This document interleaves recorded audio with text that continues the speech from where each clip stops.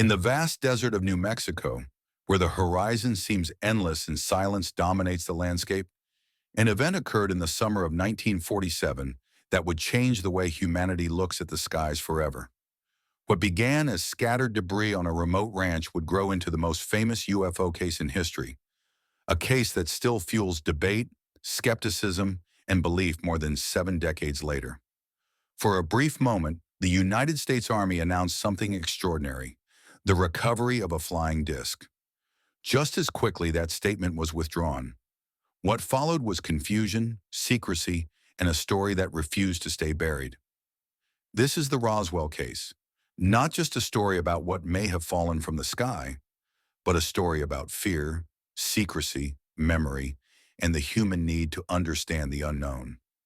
To understand Roswell, we must first understand the world of 1947. The Second World War had ended only 2 years earlier. Atomic weapons had redefined global power.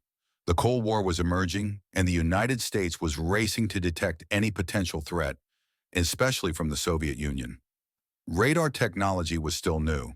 High-altitude experiments were common, and secrecy surrounded military research. At the same time, the American public was experiencing a cultural phenomenon: reports of strange objects in the sky. In June of 1947, just weeks before the Roswell incident, a private pilot named Kenneth Arnold reported seeing 9 fast-moving objects near Mount Rainier. Newspapers coined a term that would soon become legendary: flying saucers. Within days, hundreds of similar sightings were reported across the country. America was primed for something strange. The Roswell story truly begins on a remote piece of land known as the Foster Ranch. Its foreman, William Mac Brazel, discovered unusual debris scattered across the desert after a powerful storm. This was no small crash site. According to later accounts, the debris field stretched for hundreds of meters. Brazel described materials unlike anything he had seen before: thin metallic sheets that couldn't be burned, beams that were incredibly strong despite being lightweight, and fragments that appeared manufactured rather than natural.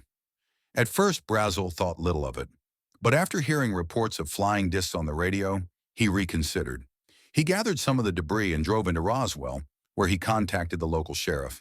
That single decision would quietly pull the United States military into the story. News of the debris quickly reached the Roswell Army Airfield, home to the elite 509th Bomb Group, the only unit in the world at the time capable of delivering atomic weapons. Military intelligence officers were dispatched to Brazel's ranch. Among them was Major Jesse Marcel, an experienced intelligence officer. Marcel later claimed that what he saw that day defied explanation. He described materials that were extremely light yet impossible to break, bend, or burn. Some pieces, he said, bore strange symbols resembling hieroglyphs. The debris was loaded onto military vehicles and transported to the airbase. From that moment on, the site was secured and civilians were kept away. On July 8, 1947, the Roswell Army Airfield issued a press release that stunned the nation. It stated plainly that personnel from the base had recovered a flying disc. The announcement was brief but explosive. Newspapers across the United States ran the story. For a few hours, it seemed official. The military had acknowledged something extraordinary, but the excitement was short-lived. Within a day, the Army reversed its statement. Officials now claimed the debris came from a weather balloon. Photographs were released showing officers posing with balloon fragments. The story was officially closed. Yet questions remained. Why would a top-secret atomic base mistake a weather balloon for a flying disc? Why was the initial press release issued at all? For many, the retraction felt rushed and deeply suspicious. Alongside official explanations and witness testimonies, a series of conspiracy theories emerged, each attempting to fill the gaps left by secrecy, contradictions, and missing evidence. One of the most persistent theories claims that the Roswell crash involved an extraterrestrial spacecraft, not merely debris from an experimental balloon. According to this view, the materials recovered were of non-human origin, displaying properties far beyond the technology available in 1947. Supporters of this theory often point to descriptions of lightweight metals, memory-like alloys, and symbols allegedly found on the wreckage. Another widely discussed theory suggests that the United States government deliberately orchestrated a cover-up to prevent public panic. In the tense climate of the early Cold War, officials may have feared that confirmation of extraterrestrial contact could destabilize society, challenge religious beliefs, or reveal vulnerabilities in national defense. From this perspective, the weather balloon explanation was not a mistake, but a calculated response.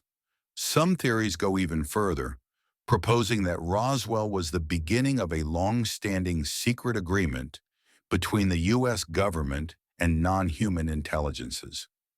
According to these claims, recovered technology was reverse-engineered in classified facilities, leading to major technological advances in the decades that followed. These ideas often reference alleged secret bases, underground laboratories, and programs operating beyond congressional oversight. Another controversial interpretation suggests that the crash involved experimental human or non-human test subjects rather than extraterrestrial beings. In this version of events, Roswell was linked to highly classified aviation or biological experiments, and the alien bodies described by witnesses were the result of misidentification or deliberate misinformation designed to obscure darker truths. Supporters of conspiracy theories often cite the destruction or loss of original records, the intimidation of witnesses, and inconsistencies in official timelines as evidence that critical information has been deliberately withheld. They argue that the absence of definitive proof is not proof of absence, but rather a consequence of successful secrecy. Critics, however, caution that conspiracy theories can thrive in environments where documentation is incomplete and memories are unreliable. They argue that as stories are repeated and amplified through books, documentaries, and popular culture, speculation can slowly replace verifiable fact. Yet despite decades of investigation, declassified documents, and official explanations, conspiracy theories surrounding Roswell continue to evolve. For believers, they represent unanswered questions and hidden truths. For skeptics, they are examples of how myth can grow from uncertainty. In the end, the persistence of these theories may say as much about human psychology as it does about the events of 1947.